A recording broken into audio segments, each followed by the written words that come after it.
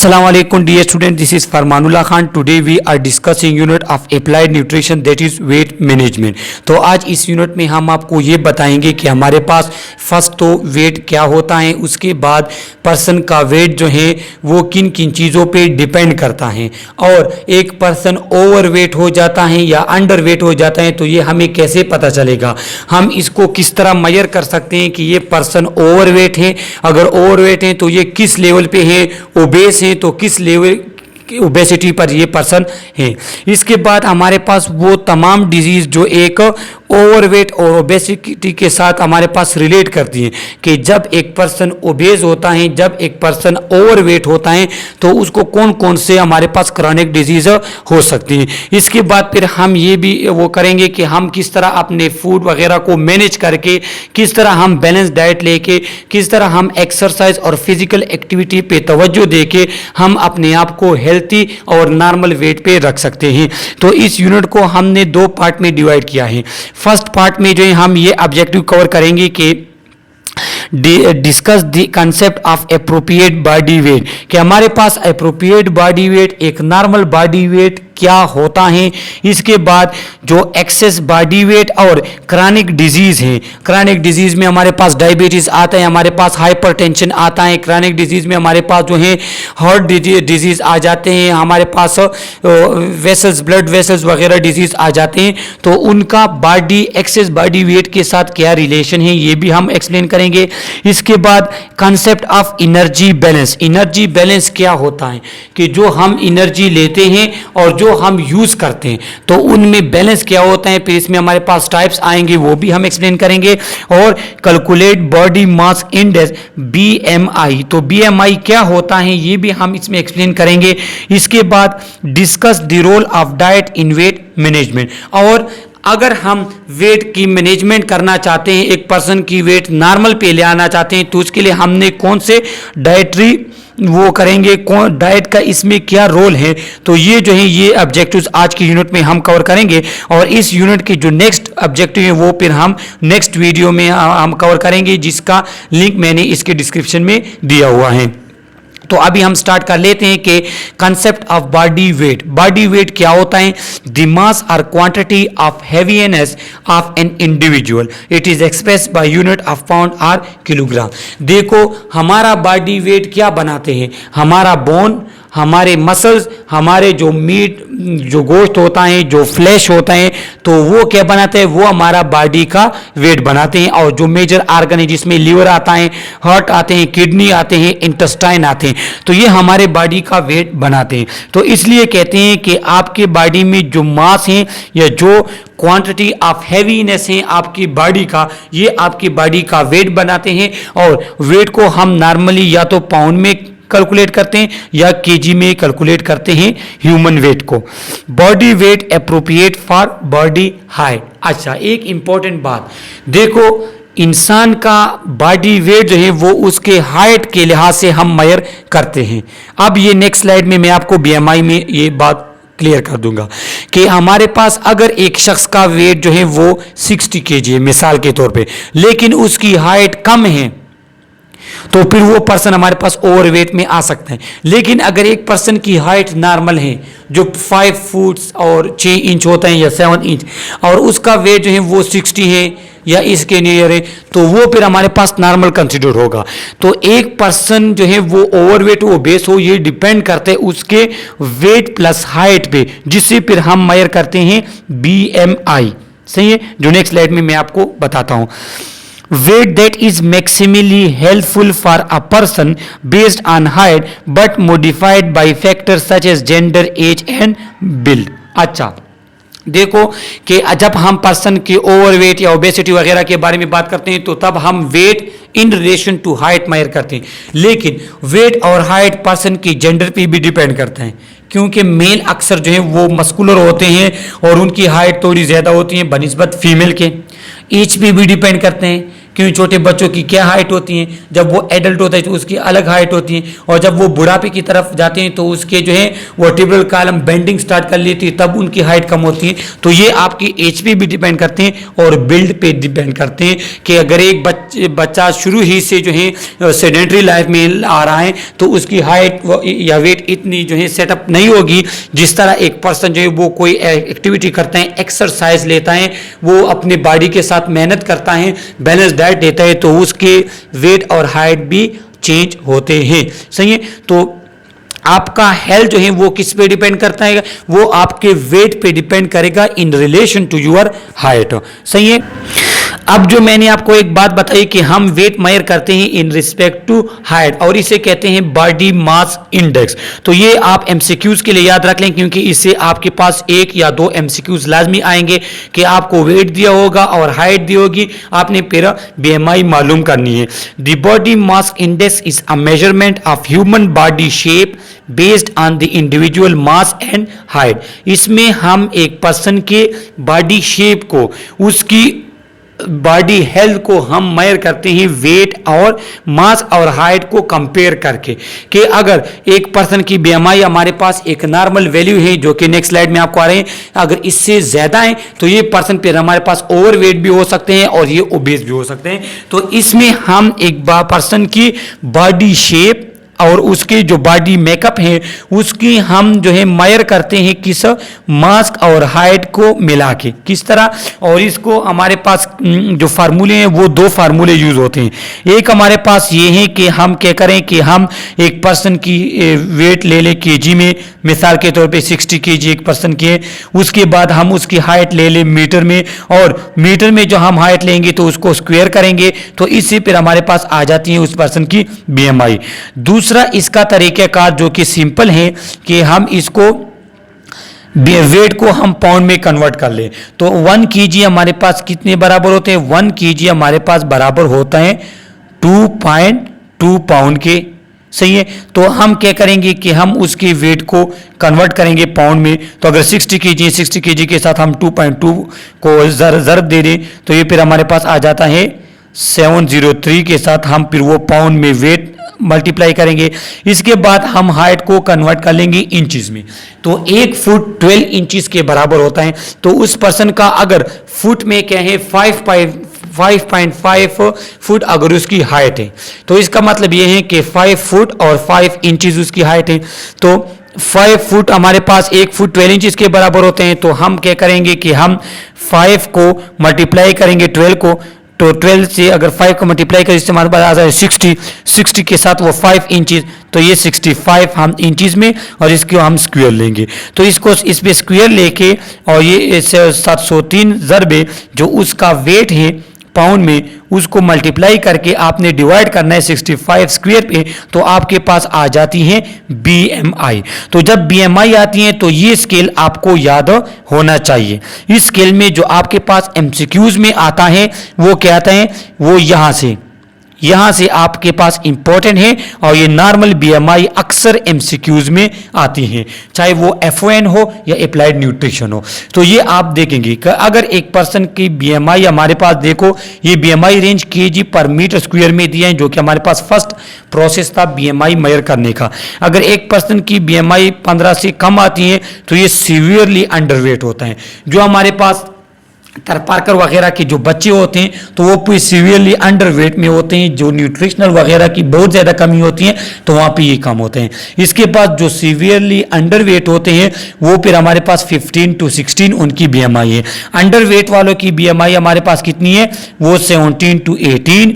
ये यूनिट आपको याद होना चाहिए, क्योंकि ये यूनिट से भी आपको वो गलत कर सकते हैं, इसको भी आप याद करेंगे। नॉर्मल बीएमआई होगी 18.5 से लेके ये 24.7 या 24.5 है, लेकिन यहाँ पे जो एवरेज है तो 18.5 से 25 तक जो हमारे पास बीएमआई आ जाती हैं वो हमारे पास हो जाते हैं नॉर्मल और हेल्थी वेट वाले। तो आप खुद भी अपनी बीएमआई मेजर कर सकते हैं ताकि आपको पता चले कि मैं नॉर्मल वेट का हूँ या ओवर या अंडर वेट हूँ। ओवर वेट की बीएमआई जो होगी वो 25 से लेके 30 तक होगी, लेकिन जो ओबेस होते हैं तो moderately obese 30 to 35, severely obese जो है वो 35 to 40 एंड जो वेरी सीवियर ओबेज होते हैं वो 40। और ये जो ही आप ओवरवेट से आगे जाते हैं तो आप में क्रॉनिक डिजीज शुरू हो जाती है। हार्ट डिजीज हो गए, आप में डायबिटीज हो गया, डायबिटिक टाइप 2 जो है वो तो डायरेक्ट उसका कनेक्शन है ओवरवेट के साथ। तो ये हमारे पास जो है बीएमआई और पर्सन की जो हेल्थ लेवल कौन सा है, तो इससे जो WHO ने ये ग्राफ दिया है, ये टेबल तो ये आपको याद होनी चाहिए, स्पेशली यहाँ से लेके यहाँ तक ये आपको एमसीक्यूज के लिए याद होने चाहिए। अच्छा, अब जो हमारे पास जो लोग जो है वो एक्सेस बॉडी वेट होते हैं, जो ओवर वेट होते हैं, ओबेस होते हैं, तो उसमें क्लिनिकल डिसऑर्डर हमारे पास आ जाते हैं। वो क्लिनिकल डिसऑर्डर इसलिए आते हैं कि जब एक पर्सन ओबेस होगा, फिजिकल एक्टिविटी उसकी कम होगी। एक पर्सन जब ओबेस होते हैं तो वो खुद अपनी एक जो न्यूट्रिशनल आदत है, बिहेवियर, वो उसकी गलत होती हैं। वो ज़्यादा फैटी चीज़ें लेते हैं तो फिर वो चीज़ें क्या करेंगे, वो उसमें हार्ट प्रॉब्लम क्रिएट कर सकती हैं। एक पर्सन ओबेस जो होता है तो उसमें क्या होती है, उसमें एनर्जी की यूज़ इतनी नहीं होती, तो हमारे पास एकोमोडेशन ऑफ जो कंटेंट वगैरह उसके बॉडी में होते हैं, जो उसमें बहुत सी डिजीज़ काज कर लेती है। लिवर डिजीज़ उस पर्सन को हो जाती है। तो यहाँ पे वो तमाम डिजीज़ें जो एक ओवरवेट पर्सन में हमारे पास काज हो सकती है कि डिफरेंट क्लिनिकल डिसऑर्डर होंगे कि जब आपका बॉडी वेट वो एक्सेस हो जाए, आपके पास कोरोनरी आर्टरी डिजीज हो जाता है। कोरोनरी आर्टरी डिजीज हमारे पास क्या है कि आपके पास जो आर्टरीज हैं, जो हार्ट की आर्टरीज हैं, तो उसमें ब्लॉकेज आ जाती है, कहाँ पे वो श्रिंक हो जाते हैं, डिफरेंट डिजीज। इसके बाद सेरेब्रोवास्कुलर डिजीज आपको हो जाती है, जो आपके ब्रेन के जो वेसल्स वगैरह हैं तो उसमें ब्लॉकेज आ सकते हैं। और एक बात आपको मैं बताता चलूँ, देखो जब हमारे पास ब्रेन या हार्ट के किसी भी वेसल्स में ब्लॉकेज आते हैं तो वो इंतहाई खतरनाक होता है। वो रीज़न ये होते हैं कि आपका ब्रेन, आपका हार्ट, वो ब्लड सप्लाई उसके लिए इंतहाई ज़्यादा ज़रूरी होती है, उसके लिए ऑक्सीजन की ज़्यादा ज़रूरी होती है। और जब वहाँ पे ब्लॉकेज वगैरह आते हैं तो वहाँ तक ऑक्सीजन की सप्लाई नहीं होती। और आपको पता होना चाहिए कि जिन सेल तक ऑक्सीजन की सप्लाई ना हो तो वो टाइम के साथ वो सेल नेक्रोसिस स्टार्ट हो जाती हैं, वो ख़त्म हो जाते हैं। इसके बाद various cancer, different types of जो कैंसर हमारे पास आ जाते हैं, जो डिफरेंट स्टोमिक कैंसर है, डिफरेंट हमारे पास लीवर वगैरह के कैंसर है, क्योंकि लीवर में जब आपके पास एक्युमुलेशन वगैरह होती है तो वो क्या है, वो हमारे पास ओबेसिटी की वजह से होती है। टाइप 2 डायबिटीज़, ये एमसीक्यूज के लिए आप याद रख लें कि हमारे पास 2 तरह के डायबिटीज़ है, जो कि हम इस सब कोर्स में हम पढ़ेंगे। अप्लाइड न्यूट्रिशन में जो हमारे पास इसके बाद वाला जो वीडियो लेक्चर होगा, फिर वो हम डायबिटीज़ पे करेंगे कि डायबिटीज़ के टाइप कौन से और इसमें हमने कौन से न्यूट्रिशन और कौन से डाइटरी मैनेजमेंट हमने लेनी है। तो जो हमारे पास टाइप 2 डायबिटीज़ होता है उसका डायरेक्ट कनेक्शन आपके पास ओवरवेट के साथ है, कि जब आप ओबेस हो जाते हैं तो फिर क्या हो जाता है कि टाइप 2 डायबिटीज़ में हमारे पास बेसिकली ऐसा होता है कि आपके पास इंसुलिन तो होता है, लेकिन इंसुलिन के जो रिसेप्टर है वो रिस्पांस नहीं देते इंसुलिन को। फिर जब वो रिस्पांस नहीं देते इंसुलिन को तो तब आपके पास ग्लूकोज जो है वो आपके पास आपके बॉडी में वैसे रहता है, उसकी मेटाबॉलिज्म नहीं होती। Type 2 diabetes. अच्छा, ओबेस पर्सन में क्या होता है, ओबेस पर्सन में फैट्स की वजह से वो जो सेंसिटिविटी होती है वो इंसुलिन रिसेप्टर की वो कम हो जाती है। जब सेंसिटिविटी उनकी कम हो जाती है तो वो रिसेप्टर आपके पास इंसुलिन के साथ नहीं मिलेंगे। जब इंसुलिन के साथ नहीं मिलेंगे तो आपके पास ग्लूकोज की मेटाबॉलिज्म नहीं होगी और आप ओवरवेट या आप में टाइप 2 डायबिटीज जो है वो पैदा हो जाता है। हाइपरटेंशन हमारे पास होती है, तो हाइपरटेंशन आपको सिंपल पता होना चाहिए कि आपके पास जब वेसल नैरो हो जाते हैं, जब आपके पास हार्ट प्रॉब्लम वगैरह आ जाती है तो फिर नैरो वेसल में आपके पास ब्लड जो है वो इंतहाई ज़्यादा फ्लो करेगा। दूसरा हमारे पास ऐसा है कि जो ओबेस पर्सन होते हैं तो उसमें डायबिटीज़ हो जाते हैं। जब डायबिटीज़ हो जाते हैं तो आपके पास आपकी जो ऑस्मोलैरिटी है ब्लड की वो इंक्रीज़ हो जाती है। तो वो इंक्रीज़ हो जाती है तो वो अपनी तरफ फ्लूइड को सक करती है, वो अपनी तरफ फ्लूइड वहाँ पर आ जाता है वेसल में। और जब आपके पास फ्लूइड कंटेंट वेसल में ज्यादा होगा तो जाहिर बात है आपके पास बीपी आपका बढ़ेगा, आप हाइपरटेंशन का शिकार होंगे।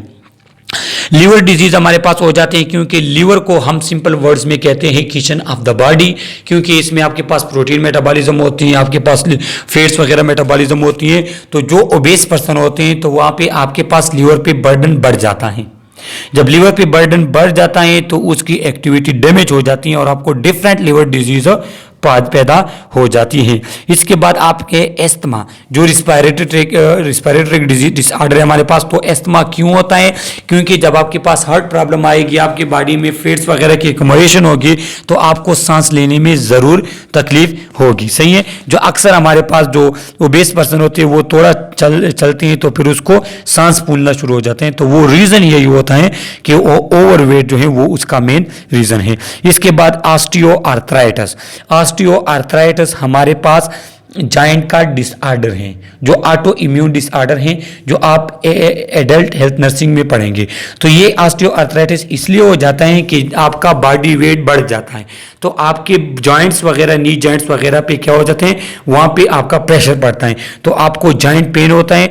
दूसरा, जब आप ओबेस हो जाते हैं, जब आप में डायबिटीज़ वगैरह आ जाते हैं, तो आप में ऑटो इम्यून चेंजेस हो जाते हैं, और जब ऑटो इम्यून चेंजेस होती हैं तो उसमें आपके पास जॉइंट की स्वेलिंग और ऑस्टियोआर्थराइटिस हो जाता है। स्लीप एपनिया होता है। स्लीप एपनिया क्यों होता है? क्योंकि आपको सांस लेने में दुश्वारी होती है, आपको कई अस्थमा वगैरह का पेशेंट आप बढ़ जाते हैं, आपको हार्ट प्रॉब्लम आ जाती है, तो फिर हार्ट प्रॉब्लम के साथ लिवर डिजीज वगैरह के साथ फिर आप नींद नहीं कर सकते, आप बार बार जो है आपकी नींद खराब होती है। तो ये हमारे पास वो क्रॉनिक डिसऑर्डर हैं जो एक्सेस बॉडी वेट के साथ हमारे पास पैदा होते हैं। इसके बाद जो एक्सेस बॉडी वेट वो डिफरेंट जो हेल्थ प्रॉब्लम आपके पास क्रिएट करते हैं डिफरेंट सिस्टम के। न्यूरोलॉजिकल में उसके कौन से डिसऑर्डर होंगे, रिस्पायरेटरी में क्या होंगे, यूरोलॉजिकल में, सर्कुलेटरी में, मस्कुलोस्केलेटल में, ये साइकोलॉजिकल आपके पास कौन से डिसऑर्डर हो सकते हैं। तो ये डिफरेंट सिस्टम के आपके पास डिफरेंट डिसऑर्डर आ जाते हैं जो रिलेट करते हैं आपके एक्सेस बॉडी वेट के साथ। तो आप इनको तारुल स्टडी कर लीजिएगा, क्योंकि अगर कोई एग्जामिनर मुश्किल पेपर बनाता है तो फिर वो इस तरह की चीज़ें जो हैं वो भी इसमें लाता है। तो इसको फिर आप तारुली एक दफ़ा रीड आउट कर लीजिएगा। इसके बाद एनर्जी बैलेंस कंसेप्ट, जो कि हमारे पास एक नेक्स्ट ऑब्जेक्टिव है इस यूनिट का, कि energy balance simply describe the balance between the calorie you eat, energy in and the calorie you use through daily living and activities. तो एनर्जी आउट, तो एनर्जी बैलेंस सिंपली आपको पता होगा input output जो हमारे पास होते हैं, इनपुट बटा आउटपुट, ये हमारे पास एनर्जी बैलेंस है कि आप दिन में कितना खाना खाते हैं, कितने कैलोरी आप लेते हैं। देखो कैलोरी हम दिन में जो भी खाना खाते हैं उसमें कार्बोहाइड्रेट, प्रोटीन, फैट जितने भी होते हैं वो हम कैलोरी में हम उसको मेंशन आउट करते हैं। तो आप कैलोरीज दिन में आप जितना भी न्यूट्रिएंट्स वगैरह लेते हैं उसके बरअक्स आप जो है यूज़ कितना करते हैं, जो आपके अपनी बॉडी के फंक्शन है, जो आपकी डाइजेशन है, जो आपकी मेटाबॉलिज्म है, उसमें कितना यूज़ होते हैं, और जो आप डेली एक्टिविटीज़ करते हैं कि आप चलते हैं, एक्सरसाइज करते हैं, रीडिंग करते हैं, कुछ पढ़ते हैं, सोचते हैं, कोई फंक्शन काम वगैरह करते हैं। तो जब आपका बॉडी में जो एनर्जी आप लेते हैं और जो आप एनर्जी आउट करते हैं, इसमें बैलेंस जो है वो हमारे पास कहता है energy balance. This relationship which is defined by the law of thermodynamic dictate whether weight is lost, gain or remain the same। और यही एनर्जी बैलेंस आपको ये देगा कि आप वेट लॉस करने की तरफ जा रहे हैं या गेन तरफ जा रहे हैं। किस तरह कि अगर आप एनर्जी ज़्यादा लेते हैं, आप फूड ज़्यादा खाते हैं, आप कैलोरी ज़्यादा इंटेक करते हैं जिसमें प्रोटीन, कार्बोहाइड्रेट, ये चीज़ें आती हैं, लेकिन आपकी एक्टिविटीज़ कम हैं, तो इनपुट आपका ज़्यादा है, आउटपुट आपका कम है, तो आप फिर ओवरवेट की तरफ जाते हैं। या आप फूड जितनी लेते हैं, आप कैलोरी इंटेक आपका जितना होता है उसके बरअक्स आप एक्सरसाइज या काम ज़्यादा करते हैं, तो फिर आप अंडरवेट की तरफ जा रहे हैं। तो ये इनटेक और आउटटेक ये आपके बॉडी के हेल्थ कंडीशन को क्या करता है, शो करता है। Energy is never really created and it's never really destroyed. ये तो law of conservation of energy है कि एनर्जी हम क्रिएट ही नहीं कर सकते, ना इसको डिस्ट्रॉयड कर सकते। सही है कि जो हमारे पास स्टोर एनर्जी है, देखो हमने खाना खा लिया और वो एनर्जी में कन्वर्ट हो गया, तो ये इस खाने में स्टोर थी एनर्जी।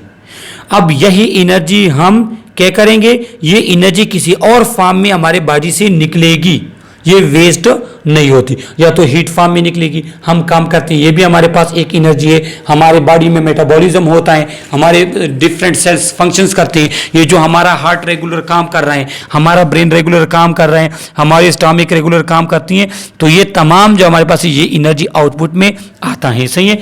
तो ये एनर्जी एक फार्म से दूसरे फार्म में कन्वर्ट तो हो सकती है, डिस्ट्रॉय नहीं हो सकती। We convert potential energy that stored within our food measured in calorie और kilo calorie into 3 major destination, work, heat and storage. तो ये चीज़ मैंने आपको ऑलरेडी बता दी कि जो खुराक हम लेते हैं, मिसाल के तौर पे अगर कोई एप्पल खाता है तो इसमें ग्लूकोज भी है, आयरन भी है, और भी इस तरह हमारे पास न्यूट्रिएंट होती हैं। तो फूड में हमारे पास पोटेंशियल एनर्जी स्टोर्ड फॉर्म में होती है। जब हम वो फूड ले लेते हैं तो ये एनर्जी 3 जो है वो हमारे पास फॉर्म में कन्वर्ट हो जाती है। या तो ये एनर्जी में कन्वर्ट हो जाती है और वो वर्क की सूरत में हम वो यूज़ कर लेते हैं, या ये energy in a form of heat, ये जो हमारे बॉडी में हीट बनता है, हमारा बॉडी जो है उसका टेम्परेचर 37 पे बरकरार है। हालांकि 12 सर्दियों में बाहर जो है वो टेम्परेचर इवन दो माइनस तक आ जाते हैं, लेकिन हमारे बॉडी का अपना जो हीट है वो तो नॉर्मल होता है एक नॉर्मल पर्सन का। तो ये और इसके साथ एनर्जी स्टोर फॉर्म में होती है, जिस तरह ग्लाइकोजन हो गए, जिस तरह आपके पास मसल्स में जो एनर्जी स्टोर होती है। तो ये जो हम एनर्जी लेते हैं, फूड लेते हैं, तो उनमें एनर्जी पोटेंशियल फॉर्म में होती है, और ये एनर्जी फिर हमारे पास 3 चीज़ों में कन्वर्ट हो सकती है। या तो हम वर्क की सूरत में उसे यूज़ कर लेते हैं, हीट की सूरत में, या हमारे बॉडी में हीट भी प्रोड्यूस करती है, और या हम उसको स्टोरेज कर लेते हैं। तो ये 3 चीज़ों में कन्वर्ट हो सकती हैं। तो ये आप एमसीक्यूज़ के लिए याद रख लें। इसके बाद अब आ जाते हैं नेगेटिव एनर्जी और positive energy. Balance occur when calorie intake is lower than energy expenditure. देखो, नेगेटिव एनर्जी का मतलब आपकी बॉडी नेगेटिव में है। तो नेगेटिव में क्या होगी कि आप कम एनर्जी ले रहे हैं, यूज आप ज्यादा कर रहे हैं, सही। तो ये हमारे पास फिर आ जाती है नेगेटिव एनर्जी का। किस तरह कि जो हमारे पास प्रेग्नेंट वुमेन होती हैं और माल न्यूट्रिशनल एरिया के जो प्रेग्नेंट वुमेन होती है, तो वहाँ पे क्या होते हैं कि उसकी बॉडी की एनर्जी ज़्यादा यूज़ होती है। अगर वो फूड कम ले तो वो फिर हमारे पास नेगेटिव एनर्जी का शिकार हो जाती है। और नेगेटिव एनर्जी आपको क्या, आपको जो है रिस्क पे लेकर जाता है, आपको वो अंडर वेट तक आपको ले जा सकते हैं। इसके बाद पॉजिटिव एनर्जी क्या है कि आपकी बॉडी में पॉजिटिव, आपकी बॉडी पॉजिटिव पे है। किस तरह कि इनटेक आप ज़्यादा ले रहे हैं लेकिन आप आउटटेक आपका नहीं है। जिस तरह सेडेंट्री लाइफ के लोग होते हैं कि वो क्या होते हैं कि वो एक्सरसाइज वगैरह उनका होता नहीं, बस हर जगह खाते रहते हैं। तो जब आप खाना ज़्यादा खाते हैं और एक्टिविटी आपकी नहीं है, आपकी एनर्जी एक्सपेंडिचर नहीं है, तो आपकी बॉडी पॉजिटिव एनर्जी में आ जाती है, और तब आपके पास हार्ट डिजीज, हाइपरटेंशन और ओबेसिटी वगैरह, डायबिटीज़ वगैरह आपको हो जाती हैं। तो यहाँ पे फिगर में भी आपको दिखाए गए हैं कि अगर आपके पास कैलोरी इन एंड आउट अगर नॉर्मल है तो आप एनर्जी बैलेंस पे हैं। लेकिन अगर आपके पास आउटपुट ज़्यादा है लेकिन इनपुट है वो आपके पास कम है, तो फिर आप नेगेटिव एनर्जी का शिकार, और ये इसके उल्टे तो आप पॉजिटिव एनर्जी का शिकार हो जाते हैं। तो ये ऑलरेडी हम एक्सप्लेन कर चुके हैं। तो ये भी आपके पास एक सिंपल एमसीक्यूज आ सकता है कि एनर्जी आउटपुट माइनस इनपुट, ये आप एनर्जी इनपुट ज़्यादा है आउटपुट से, तो आप पॉजिटिव एनर्जी का कंडीशन में है। अगर आपके पास जो है इनपुट कम है आउटपुट ज़्यादा है, तो फिर आप नेगेटिव एनर्जी बैलेंस में है। तो ये आप एमसीक्यूज के लिए याद रख लें, क्योंकि इससे आपके पास सिंपल एमसीक्यूज आ सकते हैं। बाकी ये यूनिट इंतहाई इजी है, इसमें कोई भी इस तरह की मुश्किल बात नहीं है। अच्छा, अब नेगेटिव एनर्जी बैलेंस। अगर आप नेगेटिव एनर्जी बैलेंस में हो तो क्या होगा? A severe negative energy balance can lead to decline in metabolism. आपकी मेटाबॉलिज्म कम हो जाती है। क्यों? देखो, हमारी बॉडी में जितनी भी मेटाबॉलिज्म होती है, प्रोटीन, कार्बोहाइड्रेट, फैट्स होती है, तो वो कब होती है कि आपकी बॉडी में वो कार्बोहाइड्रेट होंगे भी, आपकी बॉडी में एनर्जी होगी, क्योंकि मेटाबॉलिज्म को एनर्जी दरकार होती है। तो अगर आप नेगेटिव एनर्जी बैलेंस में आपकी बॉडी एनर्जी कम लेती है, आउट ज़्यादा करती है, तो फिर आपका मेटाबॉलिज्म वो डिक्लाइन हो सकता है। डिक्रीज इन बोन मास, आपका बोन मास जो है वो डिक्रीज हो जाएगा, क्योंकि आपके बोन के लिए रेगुलर विटामिन डी और आयरन की ज़रूरत होती है। क्योंकि आप फूड ले नहीं रहे, आप नेगेटिव एनर्जी बैलेंस में है, तो आप में एनर्जी की होगी कमी। तो क्या होते हैं कि आपकी जो विटामिन डी होगी, जो कैल्शियम वगैरह हो गई, इन चीज़ों की आपकी बॉडी में जब कमी आती है, तो आपकी बॉडी क्या करती है, वो कमी आपकी बॉडी बोन से पूरी करती है, ताकि आपके पास ब्लड का जो कैल्शियम लेवल वो नॉर्मल रहे, जो विटामिन डी है। तो फिर इस वजह से आपके पास आपके बोन मास जो है वो डिक्रीज हो जाते हैं। तो ये चीज़ें आप एमसीक्यूज के लिए याद रख लें कि नेगेटिव बैलेंस में ये होगा। थर्ड प्रॉब्लम आपकी क्या होगी? Reduction in thyroid hormone. देखो थायराइड हार्मोन T3 T4 जो हमारे पास ये इंपॉर्टेंट हार्मोन है जो मेटाबॉलिज्म में हेल्प आउट करते हैं। और जब आप नेगेटिव बैलेंस का शिकार हो जाते हैं तो आपकी मेटाबॉलिज्म हो जाता है स्लो, और जब स्लो हो जाते हैं तो थ्रू नेगेटिव फीडबैक आपके पास थायराइड हार्मोन की भी आपके पास कमी हो जाती है। Reduction in testosterone level, testosterone level में रिडक्शन, जब आपके न्यूट्रिएंट में कमी आ जाती है, जब आपकी बॉडी में एनर्जी की कमी आती है, जब आप क्या करते हैं, आप जो है एक्टिविटी वगैरह आपकी कम हो जाती है, मेटाबॉलिज्म आपका स्लो हो जाता है, तो कि आपका लिबिडो वगैरह भी स्लो हो जाते हैं, आप में टेस्टोस्टेरोन की कमी आ जाती है जो कि हमारे पास एक हार्मोन है। इसके बाद एन इनएबिलिटी टू कंसंट्रेट, जब आप अंडरवेट होंगे, आप में एनर्जी की कमी होगी, आप जो है सुस्त से रहेंगे, आप में जो है एक्टिवनेस आप में नहीं होगी, तो आपकी कंसंट्रेट किसी भी प्रॉब्लम वगैरह में कंसंट्रेट करना आप अनएबल होंगे। अक्सर हम हॉस्पिटल में पेशेंट देते हैं जो अंडरवेट होते हैं, तो वो अपने ख्यालों में होते हैं, वो जो एक्टिवनेस उनमें इतनी नहीं होती, बात करते हैं इंतहाई स्लो करते हैं, आवाज़ उनकी इंतहाई स्लो होती है, चलना उनका इंतहाई स्लो होता है। And a reduction in physical performance, और आपकी फिजिकल परफॉर्मेंस में इंतहाई कमी आ जाती है। क्यों? जो आपकी फिजिकल परफॉर्मेंस है, आपका चलना है, आपका फिरना है, दौड़ना, एक्सरसाइज, कोई भी फिजिकल एक्टिविटी वो रिलेट करती है आपकी एनर्जी से। आप में एनर्जी है नहीं, आप में कोई ताकत है नहीं, तो आपकी फिजिकल एक्टिविटी आप किस तरह करेंगे, उसमें रिडक्शन आ जाती है। और वेट लॉस तो आपका होगा, क्योंकि जब आप में एनर्जी की कमी है, आप न्यूट्रिएंट ले रहे हैं कम और यूज ज़्यादा कर रहे हैं, तो ज़ाहिर बात है आप फिर वेट लॉस आपको हो जाता है। तो ये हमारे पास नेगेटिव एनर्जी बैलेंस में आपको पास ये प्रॉब्लम होगी। इसके बाद जब आप पॉजिटिव एनर्जी बैलेंस में आ जाते हैं, कि जब आप एक एनर्जी यूज जितनी करते हैं उससे ज़्यादा आप एनर्जी लेते हैं, उसमें क्या प्रॉब्लम होगी कि over feeding and are under exercising has its own consequences not only in term of weight gain but in term of health and cellular fitness। देखो जब आप फीडिंग करते हैं जब आप ओवर फीडिंग करते हैं, एनर्जी ज़्यादा लेते हैं, खुराक ज़्यादा खाते हैं और आपका एक्सरसाइज कम है, आप अंडर एक्सरसाइज है, तो इस कंडीशन में आपके क्या हो जाते हैं, आप पॉजिटिव एनर्जी बैलेंस में आ जाते हैं। तो उसका सिर्फ ये कंसिक्वेंसेस नहीं होगा कि आप वेट गेन करेंगे, बल्कि इसके साथ आपके हेल्थ पे भी बुरे असरात पड़ेंगे, आपके जो है आपके डिफरेंट प्रॉब्लम आएंगी, डिफरेंट डिजीज आएंगी जो ऑलरेडी हम पढ़ चुके हैं, और जो आपकी सेलुलर फिटनेस है, जो सेलुलर लेवल पे आपकी सेलुलर एक्टिविटी है, वो भी डैमेज हो जाती है, क्योंकि आपकी एक्टिविटी वो ओवरबर्डन आ जाता है। Plague can build up in the arteries, plague कहते हैं आपके पास ब्लॉकेज को। तो आप जब पॉजिटिव एनर्जी में होते हैं तो आप ओवरवेट हो जाते हैं, आपके बॉडी में फैट की एक्युमुलेशन हो जाती है, आपकी बॉडी में जो वेसल्स वगैरह होते हैं तो उसमें थ्रोम्बोसिस आ जाता है। थ्रोम्बोसिस कहते हैं कि उसमें जो लो डेंसिटी लिपिड वगैरह होते हैं तो उसकी एक्युमुलेशन हो जाती है। तो जब उसकी एक्युमुलेशन होती है तो आर्टरीज नैरो हो जाती हैं, आपका बीपी हाई हो जाता है और ब्लड सप्लाई आपकी नॉर्मल नहीं होती।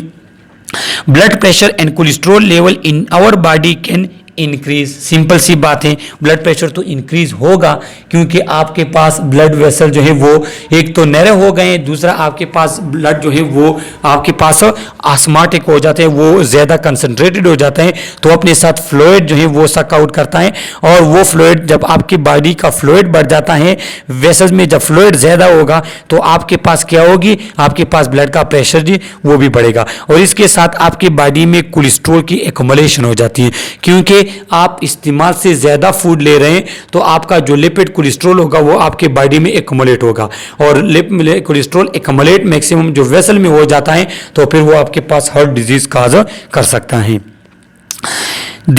We can become insulin resistance and suffer from diabetes, ये तो बात मैंने ऑलरेडी आपको एक्सप्लेनेशन के साथ एक्सप्लेन कर दी कि जो ओबेस पर्सन होते हैं, जो लिपिड ज़्यादा लेते हैं, फैट ज़्यादा लेते हैं, तो ये फैट्स क्या करते हैं, ये फैट्स इंसुलिन के रिसेप्टर की सेंसिटिविटी ख़त्म कर देते हैं। तो रिसेप्टर अगर आपके पास वो सेंसिटिविटी उनकी नहीं है, वो रेजिस्टेंस शो कर लेते हैं, फिर आपके पास इंसुलिन अपना काम नहीं कर सकता, और वो पर्सन हमारे पास डायबिटीज़ और स्पेशली पोटेंशियली डायबिटिक टाइप 2 का शिकार हो जाता है। We can increase our risk for certain cancer and so on. और डिफरेंट टाइप्स के हमारे पास जो कैंसर हैं, जो लिवर कैंसर हमारे पास आ जाते हैं, जो हमारे पास किडनी कैंसर, किडनी में जो कैंसर वगैरह आ जाते हैं, या हमारे पास और किडनी डिजीज वगैरह आ जाती है, वो आपके पास बढ़ जाते हैं। क्योंकि एक चीज की आपके बॉडी में अक्यूमुलेशन होती है, आपका इम्यून सिस्टम वो रिस्पांस खराब हो जाता है और आप फिर कैंसर वगैरह मर्ज में मुब्तला हो जाते हैं।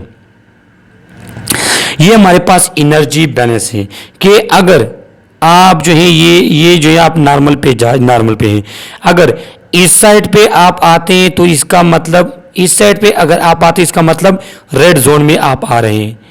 यहां से लेके यहां तक जो आपका जोन है ये आपका रेड जोन है। तो रेड जोन का मतलब ये है कि यहाँ पे आपको प्रॉब्लम होगी, यहाँ पे आप ओवरवेट होते जा रहे हैं। अगर इस जोन में आप आ रहे हैं तो इसका मतलब क्या होगा, इसका मतलब ये होगा कि आप अंडरवेट में जा रहे हैं। और ये आपका कौन सा, ये जोन जो आपका है ये आपका नॉर्मल बॉडी वेट का जोन है। सही है। In order to maintain your weight stay the same as you are now, the scale need to be level so that the number of calorie you take in match the number of calorie you use। तो simple सी बात है कि अगर आप कहते हैं कि मेरा ये स्केल जो है ये नॉर्मल पर है, मैं जो हूँ मैं नॉर्मल हेल्थी बॉडी मेरी हो, तो उसमें आपका ये होना चाहिए कि आप जितने कैलोरी ले रहे हैं उतने आपने फिर यूज भी करने हैं। If on the other hand you want to lose weight you need to tip the scale in favor of energy out so you burn more calorie than you consume। और जो हमारे पास ओवरवेट होते हैं या जो ओबेस पर्सन होते हैं और वो ये चाहते हैं कि मैं अपना वेट कम करना चाहता हूँ ताकि मैं वापस अपने हेल्थी स्टेज पे आ जाऊँ, तो वो फिर क्या करेंगे, तो वो फिर कैलोरी इनटेक जो है वो कम करेंगे उसके मुकाबले में जो कैलोरी आउटटेक करते हैं। मिसाल के तौर पे वो हमारे पास एक्सरसाइज करेंगे, वो जो है फिजिकल एक्टिविटी वो बढ़ाएंगे, वो जो है वो सेडेंटरी लाइफ को ख़त्म करेंगे, तो फिर वो हमारे पास क्या करते हैं, वो हमारे पास अपना वेट जो है वो लॉस कर सकते हैं। ये बॉडी मास इंडेक्स है जो ऑलरेडी मैं आपके साथ एक्सप्लेन कर चुका हूँ। इसके बाद बैलेंस डाइट। बैलेंस डाइट क्या होता है, वो डाइट जिसमें एनर्जी इनटेक और आउटटेक नॉर्मल हो, जो जिसमें आपके पास वो कंटेंट हो जो जिससे आपकी बॉडी की न्यूट्रिशनल नीड्स अच्छी तरह से पूरी हो सके। A balance diet is one that provide all the nutrient in required amount and proper proportion. Balance diet वो डाइट होता है जिसमें वो तमाम न्यूट्रिएंट होते हैं कि जो आपके रिक्वायर्ड अमाउंट के मुताबिक हो और वो आप में प्रॉपर प्रोपोर्शन हो। किस तरह कि अगर आपकी बॉडी को जितना कार्बोहाइड्रेट की ज़रूरत है, जितनी आपको प्रोटीन की ज़रूरत है, आयरन, विटामिन वगैरह, तो वो तमाम कंटेंट जब उसमें पूरे हो, आपकी बॉडी के नीड के मुताबिक हो, वो डाइट हमारे पास बैलेंस डाइट कहलाता है। अब balance diet should provide around 50 to 60% of total calories from carbohydrate. तो कार्बोहाइड्रेट जो कि हमारे पास फ्यूल ऑफ बॉडी है, जिसमें हमारे पास डिफरेंट टाइप ऑफ फंक्शंस हम करते हैं, एटीपी वगैरह हमारे पास कार्बोहाइड्रेट से प्रोड्यूस होती है, हमारा ब्रेन जो है वो ग्लूकोज कार्बोहाइड्रेट पे काम करता है। तो ये हमारे पास बैलेंस डाइट में ये 50 to 60% हमारे पास डाइट का ये होना चाहिए। तो ये 3 सेंटेंस आप एमसीक्यूज के लिए इनको याद रख ले। दूसरा, हमारे पास हमारे डाइट में प्रोटीन 10 to 15% होता है। हमारे बॉडी में डिफरेंट जितने भी स्ट्रक्चर हैं, जो हमारे पास हेयर्स हो गए, नेल्स हो गए, बॉडी स्किन्स वगैरह हो गई, डिफरेंट हमारे पास सेलुलर स्ट्रक्चर्स वगैरह, वो तमाम किस पे डिपेंड करते हैं, वो प्रोटीन पे डिपेंड करते हैं। तो हमारे डाइट के अगर 100% डाइट, उसमें 10 to 15% हमारे पास प्रोटीन होने चाहिए। इसके बाद it should provide around 20 to 30% of total calories from the visible and invisible fats. तो हमारे पास विजिबल और इनविजिबल फैट से 20 to 30% हमारे पास टोटल होना चाहिए। विजिबल फैट्स हमारे पास वो होते हैं जो हमारे पास गोश्त वगैरह, मटन वगैरह में, जो हमारे पास मक्खन, दूध वगैरह में जो हमारे पास विजिबल फैट्स होता है वो होते हैं कि आपको पता होता है कि इसमें फैट्स हैं। दूसरा, हमारे पास जितनी भी वेजिटेबल वगैरह या जितनी भी वो फूड्स हैं जिसमें हमारे पास फैट्स पाया जाता है, तो वो हमारे पास इनविजिबल फैट्स में आ जाते हैं। सही है। तो विजिबल एंड इनविजिबल मिला के आपके फूड में 20 to 30% ऑफ टोटल फैट्स होने चाहिए। इसके बाद बेसिक 5। तो बेसिक 5 क्या है कि balance diet can easily be achieved through a blend of 5 basic food group. कि ये 5 बेसिक फूड ग्रुप आपको याद होने चाहिए, ये आपका बैलेंस डाइट बनाते हैं। तो ये स्लाइड आप एमसीक्यूज के लिए और मिड पेपर के लिए आप इसको याद रख लें कि इसमें कहते हैं कि सीरियल्स एंड मिलेट्स, जो आपके पास गंदम्स वगैरह होती हैं जिसमें कार्बोहाइड्रेट वगैरह हाई अमाउंट में पाया जाता है, वो आपके पास होना चाहिए। पल्सेस एंड लिग्यूम, जो प्रोटीन रिच सोर्स हमारे पास हैं, वो भी आपके डाइट में होने चाहिए। वेजिटेबल एंड फ्रूट्स, जिसमें आपके पास डिफरेंट टाइप्स ऑफ बहुत से फाइबर्स होते हैं जो आपके डाइजेशन वगैरह में हेल्प आउट करते हैं, कंस्टिपेशन वगैरह से प्रिवेंट करते हैं, वो भी होने चाहिए। Milk and milk products, egg, meat and fish आपके पास होना चाहिए। इसमें आपके पास फैट्स कंटेंट भी होता है, इसमें आपके पास प्रोटीन्स वगैरह भी होते हैं। Oil and fats, nuts and oil seeds, ये भी आपके डाइट में होना चाहिए।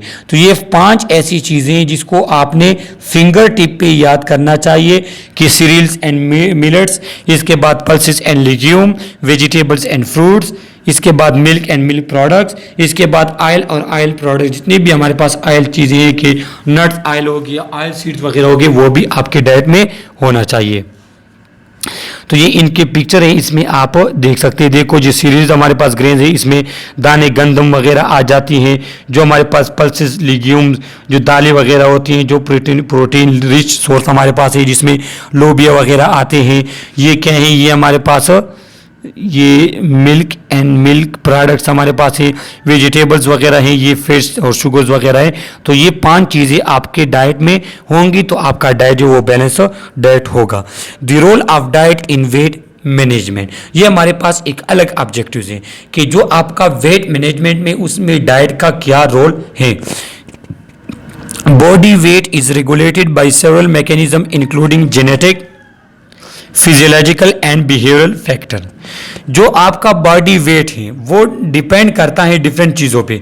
एक होता है जेनेटिक, कुछ लोग ओबेस होते हैं जेनेटिकली, कि अगर उसके परसेंट ओबेस है, उनमें डायबिटीज़ वगैरह है, तो उसके जो है बच्चे वो भी ओबेस होंगे। तो फिर आपने इसको किस तरह ट्रांसफ़र करना है, वो रेगुलेट करना है कि आपने ऐसा करना है कि अगर आपके फैमिली में इस तरह कोई जेनेटिक इशू आ रहे हैं तो आपने फिर फैमिली मेंबर कई और शादी अपने करनी होगी, ताकि जो सिलसिले चला रहे हैं तो आपकी ये नेक्स्ट जनरेशन तक ना जाए।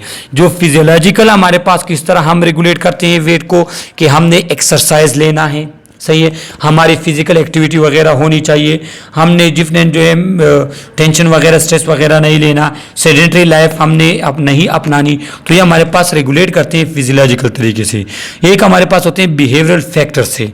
बिहेवियरल फैक्टर, हम जो खाना खाते हैं, हमारे फीडिंग बिहेवियर क्या है, हमारा जो है हम किस टाइम पे लंच करते हैं, किस टाइम पे डिनर करते हैं, एक्सरसाइज वगैरह हमारा क्या है, हम स्ट्रेस, टेंशन, इमोशनल जो हमारे पास प्रॉब्लम है, तो वो अगर हम वो नॉर्मल कर लें तो फिर हम खुद को रेगुलेट कर सकते हैं। तो ये 3 फैक्टर आपके पास आपके बॉडी वेट के रेगुलेशन में इतने ज़्यादा हेल्प आउट करते हैं।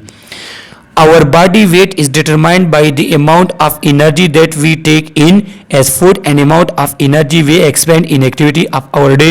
ये बात ऑलरेडी मैं एक्सप्लेन कर चुका हूँ कि हम कितना फूड लेते हैं और कितना यूज़ करते हैं, तो ये हमारे बॉडी वेट को प्रेजेंट करता है। अगर फूड इन ज़्यादा है लेकिन एनर्जी आउट कम है, एक्टिविटी हम नहीं करते, तो फिर आप ओवरवेट की तरफ जाते हैं। Major contributing factor to increase of obesity worldwide is inappropriate dietary intake and energy of the diet together with lower physical activity level। तो जो हमारे पास कंट्रीब्यूटिंग फैक्टर है ओबेसिटी का, लोग जितनी भी ओबेस हो रहे हैं, एक तो जेनेटिक है वो तो सही है, लेकिन उसका एक मेन रीज़न ये भी है कि हम जितना फूड लेते हैं, जितनी हम एनर्जी लेते हैं, जितनी हम न्यूट्रिएंट लेते हैं, उसके बरकस हमारी फिजिकल एक्टिविटी इतनी नहीं होती। और फिर यही वजह होते हैं कि फिर हम पॉजिटिव एनर्जी बैलेंस में आ जाते हैं, डिफरेंट हार्मफुल चीज़ें हमारे बॉडी में एक्युमुलेशन होना शुरू हो जाती हैं, और फिर वो क्या करते हैं, फिर हमें वो प्रॉब्लम क्रिएट कर लेते हैं, हम OBCs. If your weight remain constant, this is likely a sign that you are taking in the same amount of calorie that you burn daily। Simple सी बात है कि अगर आपका वेट कांस्टेंट है, आप नॉर्मल वेट पे हैं, तो इसका मतलब ये है कि जितनी कैलोरी आप ले रहे हैं उतने आप यूज़ भी करते हैं।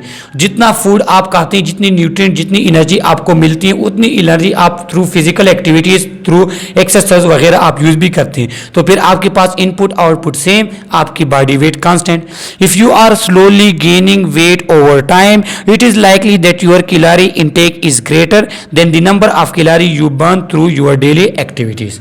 सही है कि अगर आप इस वेट गेन की तरफ जा रहे हैं, तो वेट गेन की तरफ आप जा रहे हैं, इसका सिंपल सा मतलब ये है कि आप फूड इनटेक आपका ज्यादा है लेकिन आउटटेक आपका कम है। Lifestyle and work habit partially determine how many calorie we need to eat each day. और अगर आप ये सोचते हैं कि हमने कितनी कैलोरी लेनी है, अपनी कितना एनर्जी हमने लेनी है, तो ये फिर डिपेंड करता है आपके लाइफस्टाइल पे, आपकी फिजिकल एक्टिविटी पे। किस तरह कि अगर एक पर्सन की कुछ इस तरह जाबे कि वो सेडेंटरी लाइफस्टाइल का है, हुए उसकी फिजिकल एक्टिविटी इतनी नहीं है, तो फिर उसको एनर्जी की ज़रूरत भी कम होती है। किस तरह कि जो हमारे पास प्लेयर होते हैं, जो हमारे पास एक्सरसाइज करते हैं, जिनकी फिजिकल एक्टिविटी इस तरह होती है कि उसको एनर्जी ज़्यादा यूज़ करते हैं, तो फिर उसको एनर्जी लेनी भी ज़्यादा चाहिए। लेकिन अगर एक शख्स सेडेंटरी लाइफस्टाइल है, एक शख्स एक्टिविटी इतनी नहीं है, वो इतनी कैलोरी यूज़ ही नहीं करता, तो फिर उसको इनटेक भी कम लेना चाहिए। तो आपका फूड इनटेक कितना होगा ये डिपेंड करता है आपके लाइफस्टाइल पे और आपके वर्किंग हैबिट्स पे। Heavy physical labour will burn more calorie in a day than those who sits in a desk most of the day। तो वो जो ऑफिस में काम करते हैं तो वो तो इतनी कैलोरी यूज नहीं करते, उसके बरकस वो लोग जो लेबर, जो मजदूरी करते हैं, जो फिजिकल एक्टिविटी, एक्सरसाइज हो गया, जो वजन वेट उठाना, इतना की जो फिजिकल एक्टिविटी करते हैं जिसमें पैदल चलना वगैरह होते हैं, उनका कैलोरी यूज जो है बर्न वो ज़्यादा होता है बनिस्बत उनके जो अपनी जगह पे ऑफिस में या कोई बैंक वगैरह में जिसका जॉब होते हैं बैठे रहते हैं। इसके बाद हम आ जाते हैं fats. Fats is a very dense source of energy, it has more than twice the calorie पर ग्राम देन प्रोटीन और कार्बोहाइड्रेट। ये चीज़ आप एफएससी में भी पढ़ चुके हैं कि फैट्स में हमारे पास एनर्जी की कंटेंट वो डबल होता है बनिस्बत प्रोटीन के। सही है। Cutting back on fat is the best way to reduce the total number of calorie in your diet। Cutting back on fat का मतलब ये है कि आप ऐसा फैट्स ले जो कम्प्लेक्स हो, जिसमें थोड़े बहुत आपके पास फाइबर हो, जो आपको हेल्प आउट करे। तो इस तरह के हमारे पास फैट्स जो होते हैं वो क्या होते हैं कि वो आपके पास आपके डाइट में जो कैलोरी है उसको थोड़ा रिड्यूस कर लेते हैं और आपको ओबेसिटी से वो बचाते हैं। Animal food such as meat and dairy product can be source of hidden fats. और जो हमारे पास एनिमल फूड्स हो गए, मीट्स एंड जो मिल्क वगैरह होते हैं, तो उसको बजाय तो आपको नजर नहीं आता कि इसमें फैट्स हैं, लेकिन उसमें हिडन फैट्स होता है, वो फैटी होते हैं। और जब आप उसको ज्यादा लेते हैं तो फिर वो क्या प्रॉब्लम करते हैं, वो आपको ओबेस कर सकता है। इसके बाद आ जाते हैं कार्बोहाइड्रेट्स पे। Carbohydrate is easy to get too many calorie by eating और ड्रिंकिंग टू मच शुगर और सिंपल कार्बोहाइड्रेट। तो कार्बोहाइड्रेट हम किस तरह लेते हैं कि कार्बोहाइड्रेट हम डायरेक्ट एनर्जी हमारे पास है, क्योंकि जो मीठी चीज़ होती है, जो हमारे पास सिंपल कार्बोहाइड्रेट होते हैं, तो वो क्या होते हैं, वो हमारे माउथ ही में एब्जॉर्ब हो जाते हैं। तो ये हम कार्बोहाइड्रेट किस तरह ले सकते हैं कि अगर हम सिंपली शुगर चीज़ें या कोई भी मीठी चीज़ खा ले या ड्रिंक, हम कोई भी जूस वगैरह, शरबत वगैरह पी ले, तो उस तरीके से हम कार्बोहाइड्रेट ले सकते हैं। Try to limit sweet, soda and fruit drinks. अच्छा, अगर एक शख्स ज्यादा ले रहे हैं, देखो जो स्वीट्स होते हैं, जो सोडा, उसमें डायरेक्ट हाई क्वांटिटी में हमारे पास कार्बोहाइड्रेट होते हैं, तो हमने कोशिश करनी है कि ये चीज़ हम कम लें। क्यों? क्योंकि अगर हम हाई कार्बोहाइड्रेट फूड्स लेते हैं तो उसमें प्रॉब्लम ये होती है कि वो फिर हमारे पास कार्बोहाइड्रेट, ग्लूकोज हमारे बॉडी में बढ़ जाते हैं, और जब वो ग्लूकोज हमारे बॉडी में बढ़ जाते हैं तो वो फिर हमारे पास डायबिटीज का शिकार हमें कर सकते हैं। क्योंकि जब आपके पास ग्लूकोज इंतहाई ज़्यादा होगा तो फिर वो क्या करेगा, वो आपके बॉडी में सर्कुलेट करेगा, आपके पास ब्लड ग्लूकोज लेवल आपके पास बढ़ेगा, जो कि हमारे पास डायबिटिक टाइप 1 जो हमारे पास डायबिटीज को शो करता है। They give few nutrient and no fibre. और कार्बोहाइड्रेट का मसला ही यही है कि ये जो हमारे पास स्वीट्स हैं, जो सोडा फूड ड्रिंक है, ये आपको एनर्जी तो देते हैं लेकिन इसमें कोई भी फाइबर्स नहीं होते। हालांकि फाइबर हमारी बॉडी को ज़रूरत है, प्रोटीन जो हमारे पास है वो डिफरेंट बॉडी स्ट्रक्चर में भी हेल्प आउट करते हैं और यही फाइबर कंस्टिपेशन वगैरह को भी रोकते हैं। Choose complex carbohydrate instead, they give you lots of nutrient and fibre without as many calorie. और जो हमारे पास कॉम्प्लेक्स कार्बोहाइड्रेट होते हैं जिसमें स्वीटनेस इतनी नहीं होती, तो आप उनको चूज करें क्योंकि वो आपको न्यूट्रिएंट के साथ क्या करते हैं, वो आपको फाइबर भी प्रोवाइड करते हैं और यही फाइबर क्या करते हैं, ये आपके डाइजेस्टिव सिस्टम को रेगुलर और नॉर्मल रखता है। They are found in whole grain, vegetable and dried bean. और जो हमारे पास ड्राइड बीन्स होते हैं, लोबिया वगैरह, इसके साथ जो हमारे पास वेजिटेबल्स डिफरेंट होते हैं, डिफरेंट हमारे पास गंदम वगैरह के दाने वगैरह हो गए, तो उनमें फिर हमारे पास ये कॉम्प्लेक्स कार्बोहाइड्रेट होते हैं। जिस तरह के वीट का दाना जो है उसमें क्या होता है, उसमें हमारे पास कार्बोहाइड्रेट होते हैं लेकिन उसी के साथ साथ फाइबर भी होते हैं, तो ये फिर आपके हेल्थ के लिए इंतहाई ज़्यादा ज़रूरी है। Even the fruit are simple carbohydrate food, they are good for you because they also have lots of fiber and nutrient। जो हमारे पास फ्रूट्स होते हैं तो वो सिंपल कार्बोहाइड्रेट है, वो स्वीट भी होते हैं लेकिन वो मीठे भी होते हैं, लेकिन उनके स्वीटनेस के साथ साथ उनमें एक ये पॉजिटिव पॉइंट है कि उनमें फाइबर होते हैं। तो सिंपल आपके को ये पता होना चाहिए कि हम वो कार्बोहाइड्रेट फूड लेंगे जिसमें हमारे पास स्वीटनेस कार्बोहाइड्रेट के साथ साथ उसमें हमारे पास फाइबर भी हो, तो फिर इस तरह का कार्बोहाइड्रेट हमें नुकसान नहीं पहुंचाएंगे। इसके बाद हमारे पास आ जाते हैं थर्ड के protein. Protein, some high protein diet severely restrict carbohydrate and can result in nutritional deficiency and a lack of fiber which can lead to constipation। देखो फाइबर हमारे बॉडी में कहाँ से आते हैं, कार्बोहाइड्रेट फूड से। लेकिन अगर आपकी बॉडी में प्रोटीन ज़्यादा है, आप प्रोटीन ज़्यादा लेते हैं, तो फिर क्या हो जाता है कि आपके बॉडी में जो प्रोटीन है वो एक्सेस वो कार्बोहाइड्रेट में कन्वर्ट होता है और आपकी बॉडी की कार्बोहाइड्रेट नीड को ये कम कर लेता है। तो जब आपकी बॉडी को कार्बोहाइड्रेट की नीड नहीं होगी तो आप कार्बोहाइड्रेट फूड नहीं लेंगे, और जब आप कार्बोहाइड्रेट फूड नहीं लेंगे तो आप में फाइबर की कमी आएगी और आप कंस्टिपेशन का शिकार होंगे। तो आपके पास जो प्रोटीन होते हैं वो इनडायरेक्टली आप में कंस्टिपेशन काज करता है, जो हाई प्रोटीन ज़्यादा प्रोटीन होते हैं। High protein diet can lead to a bad breath. और जो हाई प्रोटीन डाइट होते हैं तो वो आपके पास बैड ब्रीथ इस तरह की, उसमें जो है अमोनिया वगैरह ये जिसका साइड जो बाई प्रोडक्ट है वो अमोनिया यूरिया इसमें कन्वर्ट हो जाते हैं, तो वो फिर आपके पास अच्छी सी स्मेल वो नहीं करता। सही है। इसके बाद high protein diet worsen kidney function in people with kidney disease. देखो प्रोटीन की मेटाबॉलिज्म आपको पता होगी, फर्स्ट सेमेस्टर में आप लोगों ने पढ़ी होगी कि प्रोटीन के जो हमारे पास बाई प्रोडक्ट होते हैं वो डिफरेंट, हमारे पास अमोनिया हो गया, यूरिया हो गया, और इन तमाम की फिल्ट्रेशन थ्रू किडनी होती है। लेकिन अगर आप प्रोटीन ज़्यादा लेते हैं या आपके डाइट में प्रोटीन ज़्यादा है तो आपकी किडनी पे जो है वो प्रेशर पड़ेगा। जब आपकी किडनी पे प्रेशर पड़ता है तो फिर इसका साइड इफेक्ट ये होता है कि आपकी किडनी का फंक्शन कम हो जाता है। और एक इम्पॉर्टेंट एमसीक्यूज कि आप जब कोई ब्लड टेस्ट करते हैं किडनी फंक्शन चेक करने के लिए, वो आरएफटीज के नाम से हम करते हैं, रेनल फंक्शन टेस्ट। सही है। तो प्रोटीन जो आपके पास है ये आप में किडनी फंक्शन को खराब कर सकते हैं जब उसकी क्वांटिटी ज़्यादा हो। हाई प्रोटीन डाइट में increase blood sugar, the body convert excess protein to glucose to be used for energy।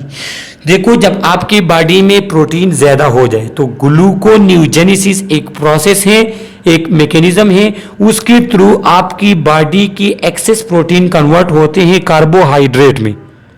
तो आपकी बॉडी में कार्बोहाइड्रेट की मिकदार बढ़ जाती है और फिर क्या होते हैं, आपका बॉडी जो है वो एक्सेस ग्लूकोज का शिकार हो जाता है जिसकी में आप डायबिटीज की तरफ जा सकते हैं। पीपल विद डायबिटीज में find a high protein diet can rise their blood sugar level. और यहाँ पे इंपॉर्टेंट एमसीक्यूज ये हैं कि जो हमारे पास डायबिटीज के पेशेंट हैं वो अगर आप कहें कि वो कार्बोहाइड्रेट फूड की वजह से उसका जो है ब्लड ग्लूकोज लेवल बढ़ता है, नहीं, कार्बोहाइड्रेट की वजह से तो बढ़ता है, वो तो सिंपल है, लेकिन प्रोटीन की से भी बढ़ता है कि अगर वो पर्सन हाई प्रोटीन फूड लेगा तो एक्सेस प्रोटीन कन्वर्ट होंगे ग्लूकोज में और उसका ब्लड ग्लूकोज लेवल आपके पास बढ़ेगा। सही है। तो ये जो लास्ट है ये आप एमसीक्यूज के लिए याद रख लें कि हमारे जो डायबिटीज़ के पेशेंट है उसमें क्या होते हैं, उसमें जो प्रोटीन होती है वो भी हम उसके बॉडी ब्लड ग्लूकोज लेवल को इंक्रीज कर सकते हैं। यहाँ पे लिखा है रिमेंबर, इंपॉर्टेंट है कि diet alone rarely help sometime but not always. देखो अगर कोई पर्सन चाहता है कि मैं अपने आप को हेल्थी बनाना चाहता हूँ, मैं ओवरवेट ना हो, तो सिर्फ डाइट से ये काम नहीं चलेगा। कि यहाँ पे लिखा है कि हाँ कुछ टाइम तो डाइट आपके वेट को कंट्रोल कर सकते हैं, आपकी हेल्थ को मेंटेन रख सकते हैं, लेकिन हर टाइम नहीं। They may help you lose a few pound quickly. ये आपको हेल्प आउट करेगा कि आप फ्यू पाउंड वगैरह वो लूज कर ले जल्दी से, कि अगर आप खुद डाइट रिस्ट्रिक्शंस पे आ जाए या आप किसी एक प्रोटीन वगैरह डाइट में लेते हैं या सिर्फ कार्बोहाइड्रेट लेते हैं। But following a restrict diet for a long time is too hard for most people.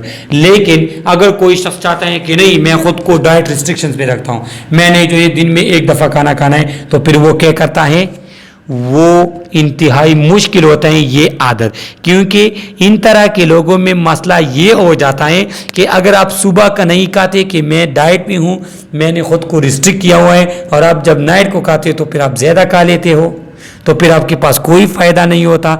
तो इसलिए कहते हैं कि सिर्फ और सिर्फ डाइट को रिस्ट्रिक्ट करने से आप अपने आप को हेल्थी नहीं बना सकते। If you stop dieting and exercising the weight come back. और अगर आप जो है डाइटिंग को स्टॉप कर ले, अगर आप सिर्फ डाइट रिस्ट्रिक्शंस भी ना हो, आप फूड भी ज़्यादा लेते हैं और एक्सरसाइज भी नहीं लेते, तो फिर क्या होगा, फिर आप में क्या होगा, वेट आप में फिर से आ जाएगा, फिर से आप ओवरवेट हो सकते हैं। You can fall into an unhealthy cycle of losing and gaining weight. और अगर आप खुद को डाइट रिस्ट्रिक्शंस पे रख लें और एक्सरसाइज वगैरह पे आप तवज्जो ना दें, तो फिर आप में जो वेट गेन और लॉस होगा ये इंतहाई इर्रेगुलर और नुकसानदेह होगा। लिहाजा हेल्थी रहने के लिए आपने एक बात याद रखनी है कि आपने फूड के साथ साथ अपने एक्सरसाइज और एक्टिविटी पर भी तवज्जो देनी है। तो यहाँ पे वो बताते हैं the best way to manage your weight is through healthy eating and being physically active. कि अगर आप खुद को एक्टिव रखना चाहते हैं तो आपने हेल्थी ईटिंग लेनी होगी, आपने बैलेंस डाइट लेना होगा जो न्यूट्रिशनल के हवाले से नॉर्मल हो। Eating plenty of fruit and vegetable and choosing lean meats, non-fat and low-fat dairy product and whole grain। तो आपने क्या लेना है कि आपने फ्रूट्स वेजिटेबल आप ज़्यादा लेंगे ताकि आपके पास फाइबर्स वगैरह आपके बॉडी में ज़्यादा हो। इसके बाद आपने जो है लीन मीट जो फैट्स के जिसमें फैट्स की मिकदार कम होती है, ज़्यादा फैटी चीज़ें आपने नहीं लेनी। ऐसे डेयरी आपने नहीं लेनी जिसमें ज़्यादा फैट्स हो। आपकी फिजिकल एक्टिविटी ज़्यादा होनी चाहिए। आपकी जो स्वीट्स लिक्विड है जिसमें soda, fruit drink, sports drink वगैरह आते हैं जिसमें आपके पास सिंपल कार्बोहाइड्रेट ज़्यादा होते हैं, तो ये भी आपने कम लेने हैं। और आपने लेस फैट्स, शुगर और जो हाईली प्रोसेस्ड फूड्स होते हैं वो आपने ज़्यादा लेने, लेकिन फैट के फूड आपने कम लेने, क्योंकि फैट हमारे बॉडी में एक्युमुलेट होकर different type of disease cause कर लेते हैं। तो ये इस वीडियो यूनिट का एक फर्स्ट वीडियो लेक्चर है। इसका सेकंड भी हमारे चैनल पे मौजूद है जिसका लिंक मैंने डिस्क्रिप्शन में दिया हुआ है, तो वहीं से जाकर आप इसका सेकंड पार्ट पढ़ सकते हैं। इसमें ये वीडियो जितनी भी मैंने एक्सप्लेनेशन के साथ बनाई है, इससे ज़्यादा एक्सप्लेनेशन के साथ इस पर वीडियो नहीं बन सकती।